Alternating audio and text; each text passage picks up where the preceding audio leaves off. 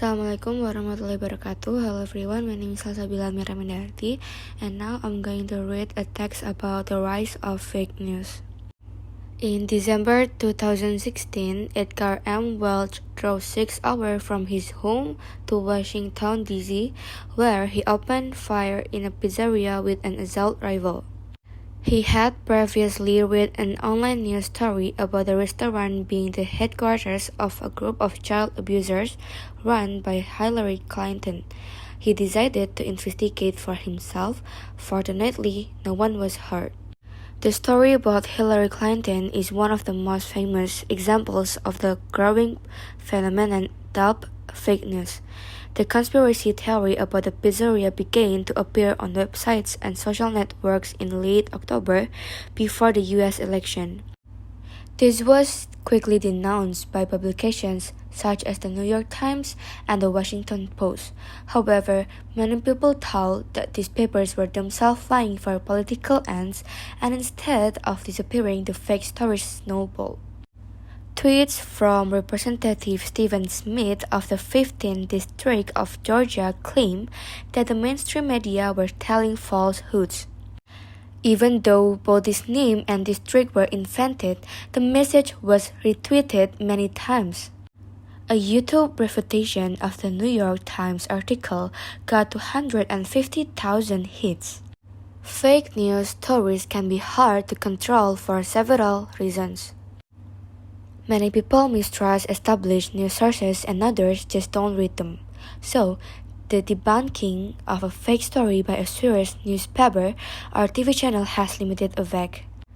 In addition, the internet is very hard to police. When users are caught misusing one media platform, they simply go to another one or start up a website themselves. There are also various reasons why people create fake news.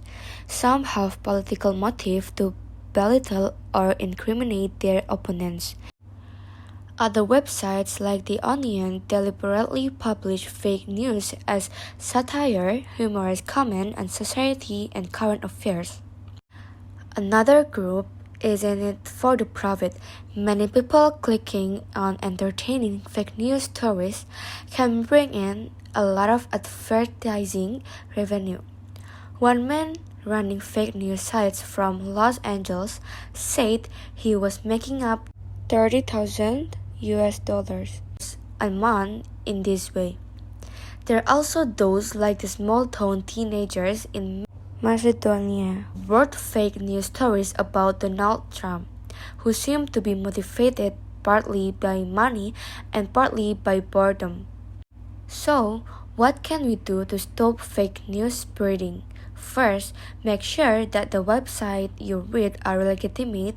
For example, by looking carefully at the domain name and the About Us section. Check the sources of any quotes or figures given in the story. Remember that amazing stories about famous people will be covered by the mainstream media if they are true. Only share stories you know are true and let your friends know tactfully when they unknowingly share fake news. Together we can turn around the post-truth world. So I think that's all. I say sorry if there are mistakes that I said. That's what I say. Wassalamualaikum warahmatullahi wabarakatuh. Thank you.